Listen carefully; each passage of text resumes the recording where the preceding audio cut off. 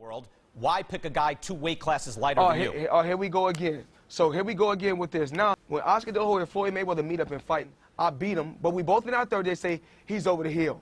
But then when Pacquiao fights him, they say, oh, this is the greatest thing we ever seen.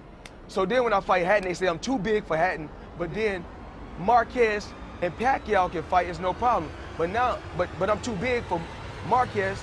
I'm too big for Marquez, but I'm not too big for Pacquiao. It's your boy DC Boxing TV, and let me get this straight. So when Devin Haney goes up to 140 pounds and goes up against Regis Prograis, comes in at 160 pounds. Regis Prograis originally is a 140 pounder. He fights at 140 pounds, but came in at 153 pounds. Devin Haney comes in at 160 pounds. Nobody says nothing about the weight. Nobody says nothing about what's going on in training camp, how they're making weight, how they getting down. We ain't hearing nothing about VADA testing. We ain't hearing none of that, right? But when Gervonta Tank Davis has an opponent by the name of Lamont Roach, somebody that nobody's really just familiar with, all of a sudden it's a fight that nobody wants to see. Don't you worry about it, bitch. I know somebody like it. Man, you guys are the biggest hypocrites in boxing I've ever seen in my life. At this point, I'm getting sick and tired of all of it. I make some of the best videos when it comes down to breaking down this boxing shit. Realistically, Gervonta Tank Davis going up against Lamont Roach is a great fight. Just because you guys aren't familiar with Lamont Roach doesn't mean the fight can't sell and do numbers.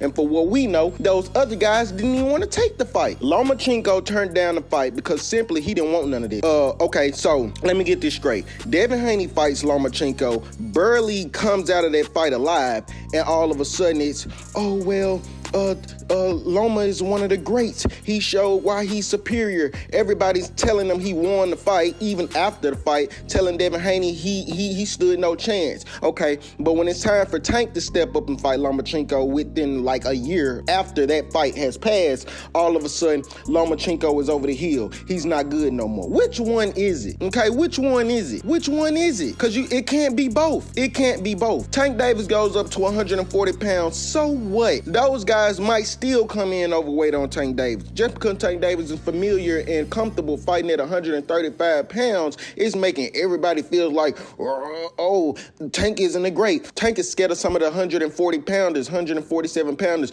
Look, man, I know y'all want this man to be the Incredible Hulk. I know y'all want him to be Bazooka Tank Davis, which he is, but it's certain things that man just doesn't have to do. Now, Floyd Mayweather was a 5 weight class division champion. He went all the way from 129 pounds all the way to 154 pounds. Oscar De La Hoya, when him and Oscar De La Hoya faced off, somewhat similar to Ryan Garcia and Tank Davis, well, the ball was in Oscar De La Hoya's hand. Go back and watch that.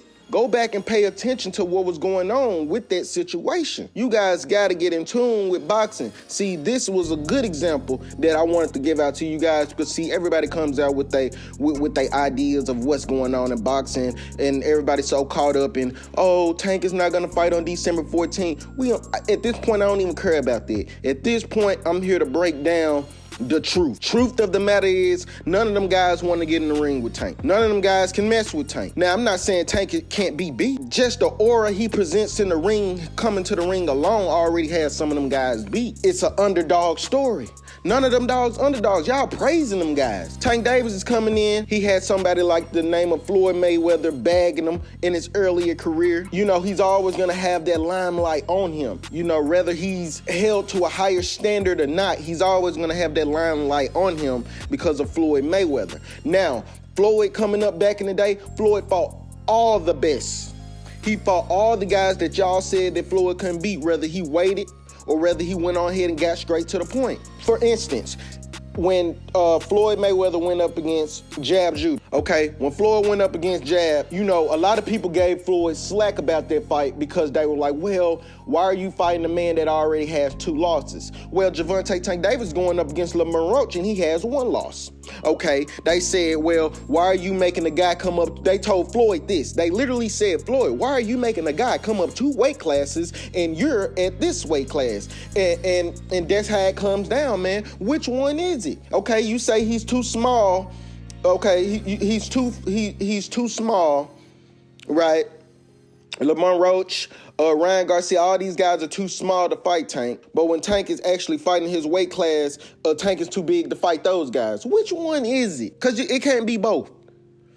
Yeah, man, I just wanted to bring you guys this video. Just let this sink in, man. We ain't talking about what's to come. When it comes, and I'll report on it. And like I told you guys, I don't report on nothing unless it's on my heart. And this was on my heart, man. I had to break down the facts on Gervonta Tank Davis and why he's the best of this generation. Truth be told, none of them guys want to step in the ring with that, man. Okay? None of them guys want to step up in there. And it is what it is. He put up a good fight. He showed that he can handle diversity.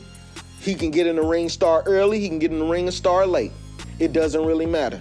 You guys can't put a pinpoint on what he does. You guys ain't seeing too much of Tank, so therefore it's making everybody guess and do this and do that. Da, da, da, da. It doesn't matter, man. Everybody talking about, oh, Tank don't want to take $3 million. He's outpricing himself. Woo, woo, woo. He don't want to. Okay, Canelo Alvarez, I know for a fact he just fought Belunga and didn't get nowhere near that. He got a little more. But Tank is supposed to be the face of boxing. Tank, what I need you to do is I need you to start fighting these guys, man. I need you to start calling these guys out. Kid Austin, call them out. Devin Haney, call them out. Teofimo, call them out. Lomachenko, call them out. Kambosos, call them out. Fight these niggas, man. Shakur Stevenson, fight that boy, man. Show these guys why you deserve to be on the pound for pound, whether you win, lose, or draw. Brother, we here with you. Time for you to get out this shell. Time for you to become who we know you are and who you can be. We've been pushing the Gervonta GTD line too long, man, for you not to be in the ring with some of these guys that we know for a fact you can outshine. So yeah, man, that's all I really had to bring to you guys. As you guys can hear, I'm pumped up about it, you know. Because I'm sick and tired of the shenanigans. You feel me? And we'll get to it. So, yeah, man, it's your boy DC Boxing TV. Until the next round, we are out. Didn't I come from 125 pounds all the way to 154 pounds? Yes, he did. Answer the question. Yes, he did. Okay. Did Pacquiao have he been knocked out twice? Yes, he did. Has he been outboxed by Eric Morales? Yes. That's all I need to know. Now I want to ask you another question. Go ahead. Who's beating me?